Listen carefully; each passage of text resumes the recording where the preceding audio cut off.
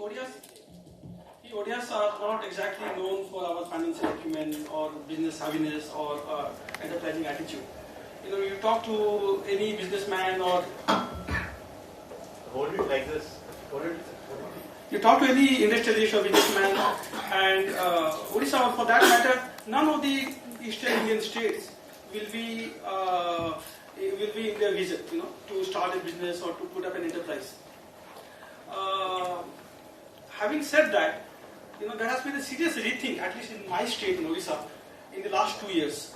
I can strongly vouch for the fact that after the 2014 elections, when Mr. Naveen Patnaik got re-elected for the 4th consecutive term, he asked the authorities concerned to approach a balanced approach towards development.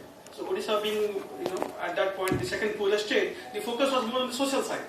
But now the government of Odisha has seriously taken the path of both focusing on the social aspect as well as on industry and on business. In fact, last month during the Make in India Week in Mumbai, Odisha was a star state. Odisha garnered 1.5 lakh crore commitment, which goes to say the seriousness of the state government. We started late in the day and from a very low base. So in a way that actually is an advantage for us. It's a blessing in disguise, because we can learn from the other states and in fact from many other countries also, and also leapfrog while we design our own legislations and policies.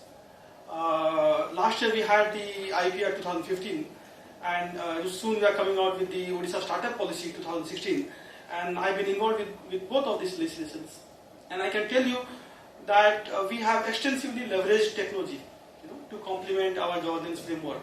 To give just a few examples, and that will also answer Mr. Ani's part of your question as to the challenges for the investors or for businessmen or for the industry in Odisha, and how we are trying to mitigate those challenges. We have what we call a GIS map land bank of more than 1 lakh acres. I think we are one of the few states in the country. I'm sorry? Odisha. In Odisha, yeah. So before an industry or a businessman comes to Odisha, you just give the latitude and longitude, and you are given the entire attribute of that particular geography along with other environmental, parameters. You can choose. You want the attributes for 30 kilometers of the location where you want to set up your plant, and the entire attributes parameters are right there with you.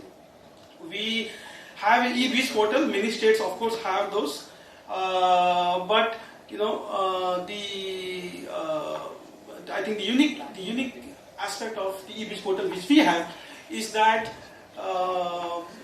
in 30 days, all the incentives, once you are enrolled on that portal, all the fiscal incentives are automatically credited to your bank account in 30 days, which have been promised. I think Odisha is the only state which is offering this at this point. We have a single window clearance, as most other states have a 3-tier single window system. But I think one of the only states to have legislated it. So it has been given the sanction of an act. Okay. So on and so forth. Now I will just like to add to what Mr. Hemant said about the corpus fund. There I have strong disagreement with my government. We are coming out with a startup policy, as mentioned before, with 1,000 crore corpus fund. And here I agree with my colleague, with my friend here. I strongly feel that government should not be in the business of lending out money, whether as a equity. I don't think the trouble was on the corpus fund. I don't think his comment was on the fund. Corpus fund is also a problem because the scalability. 50,000 per MSME, is it enough? There are 10 lakh MSMEs, 70 lakh MSMEs, and you have only 5,000 crore budget for it. How is it going to serve your purpose? Salary. Hemant was mentioning also about even if you give corpus, how effective the procedures are in getting. Exactly. That's precisely what my point is. Okay. So sorry. See, 1.8 billion has been announced by the PMO. 1.8 billion has been announced by the PMO for startups. $1.8 billion. Yes. I think what is happening here? What is happening here is startup means what? The definition of startup itself is a question. I think you have missed the first part because it's not about the startup and the funding. I'm all for spending money for creating and enabling startup environment and ecosystem. Okay, my personal view, and here I'm putting my personal hat and not speaking as an officer of the government of Odisha, is that the government, whether it's a state government or even the federal government, should not be in the business of lending out money as an institution. Sovereign wealth fund, they are a different beast altogether. You have Temasek, the SWF of the government of Singapore, doing exceptionally well. Very, very profitable. I think they are compounding at 30% per annum. But that's because there are professionals managing it. It's not that the Chief Secretary of Odisha is heading Temasek. In our case, when we have the 1,000 crore corpus fund to invest in startups, the Odisha Venture Capital Fund, which will be headed by the Chief Secretary of Odisha, with all due respect, he doesn't have the expertise and the know-how to evaluate or do due diligence of a startup.